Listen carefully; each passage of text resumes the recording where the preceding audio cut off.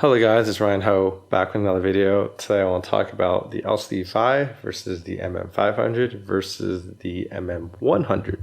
So obviously I did my full review of the MM100 and I was really curious to hear it side by side with the other two. And so at Canjam, I was able to kind of hear it side by side with the LCD5 and the MM500.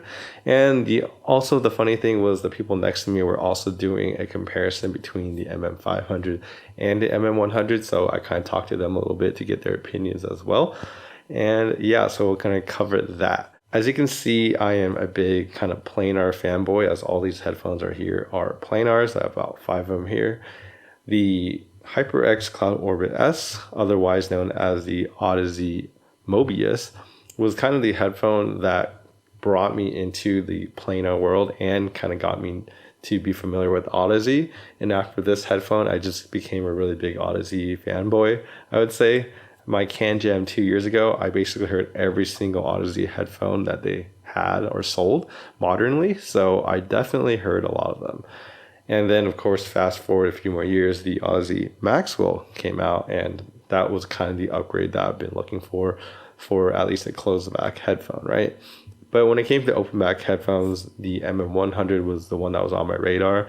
And I was really excited when they announced it, so I bought it. So that's kind of the backstory. So when it comes to the LCD5 is basically the first headphone that was, their new planar 90mm driver with more mid-range focused type of tuning, right? I find the LCD5 to be a little bit too mid-range focused. So what I mean by that is, like, if you listen to LCD5, the bass is flat, the treble is a little bit dark, it kind of rolls off a little bit. But the main issue is that the mid-range is focused so much that you don't hear much of the bass and the treble because the mid-range is just pushed so forward that it kind of dominates the whole entire sound. And that's kind of the sound you get from the LCD5. I do think the LCD5 is the most detailed of the headphones by a long shot. Like, you definitely tell how technical that headphone is. However, I do think the MM500 is a better tuned headphone than the LCD5, making the MM500 probably my favorite Audeze headphone to date.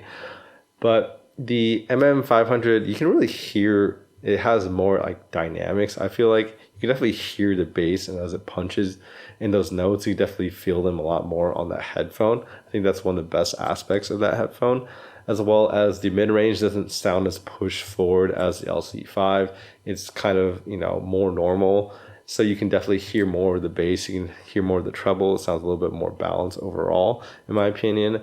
And then it has that nice full mid-range into the treble, which, it has treble. And then when you get to like the upper treble, it kind of, is a little bit dark and slopes off, just like the LCD5.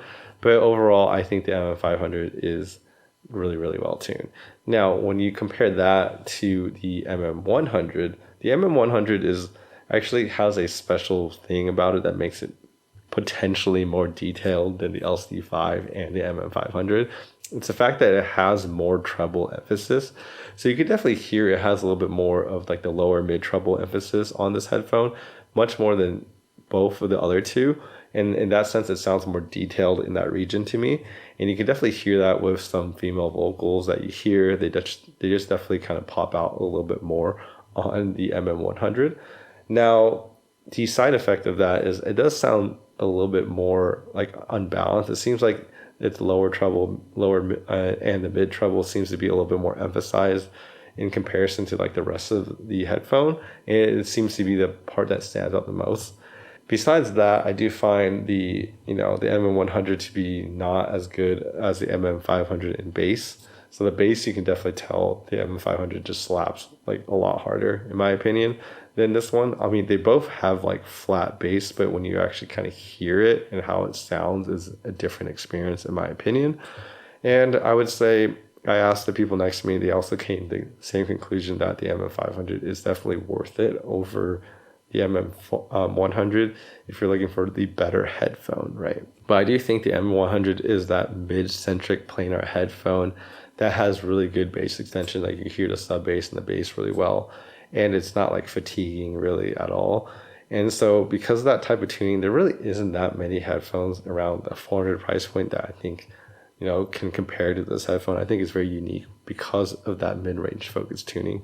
So I think it's going to be, like I said, a very popular headphone. And then of course we have other headphones like, the Maxwell that are probably even the best value and potentially the best tuned Audeze, in the sense of like it uses EQ to achieve its tuning, and it's $300 and it comes with the wireless features and all that. So it has a lot of features in it that makes it the best value headphone for sure. Anyways, I hope you guys found this video helpful.